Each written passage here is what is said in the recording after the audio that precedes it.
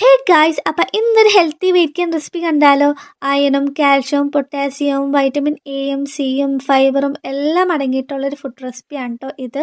ഇതിൻ്റെ main highlight എന്താണെന്ന് വെച്ചാൽ മക്കൾക്ക് ഇത് നല്ല ഇഷ്ടമാവുകയും ചെയ്യും, അവർ ഫുള്ള് കഴിക്കുകയും ചെയ്യും.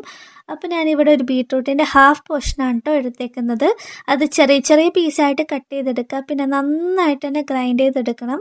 കട്ടകളൊന്നും ഇല്ലാണ്ട് വേണം നമുക്ക് കിട്ടാൻ. അതൊന്ന് ചെക്ക് ചെയ്യണത് എന്തുകൊണ്ടും നല്ലതായിരിക്കും.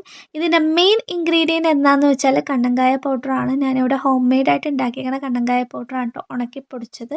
അത് ഈ ഒരു ബോക്സിലാണ് ഞാൻ സ്റ്റോർ ചെയ്ത് വെച്ചേക്കുന്നത്. അതിൽ നിന്ന് 2 ടീസ്പൂണാണ് ഞാൻ ഇവിടെ എടുക്കുന്നത്.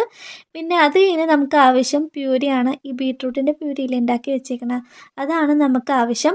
അതും കൂടിയും ഇതിൽ ആഡ് ചെയ്ത് കൊടുക്കുക. പിന്നെ കുറച്ച് മാത്രം വെള്ളം ആഡ് ചെയ്ത് കൊടുക്കുക. ആ കട്ടകളൊക്കെ കളയാൻ ആവശ്യമായിട്ടുള്ള ഒരു വെള്ളമില്ലേ, അതാണ് നമ്മളിപ്പോൾ ആഡ് ചെയ്ത് കൊടുക്കേണ്ടത്.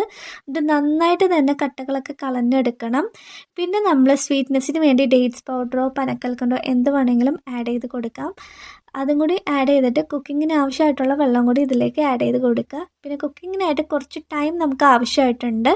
അപ്പോൾ നല്ല തിക്ക് കൺസിസ്റ്റൻസിയിലാണ് നമുക്കിത് ആവശ്യം. നമ്മുടെ ബേബീസിന് ഏതൊരു പരുവത്തിലാണോ ആവശ്യം അതിൽ വേണം നമ്മൾ ഉണ്ടാക്കി കൊടുക്കാനായിട്ട്. 6 മന്ത്സ് കഴിഞ്ഞ ബേബിക്ക് ഒരു സെമി സോളിഡ് പരുവത്തിലാണ് കേട്ടോ വേണ്ടത്.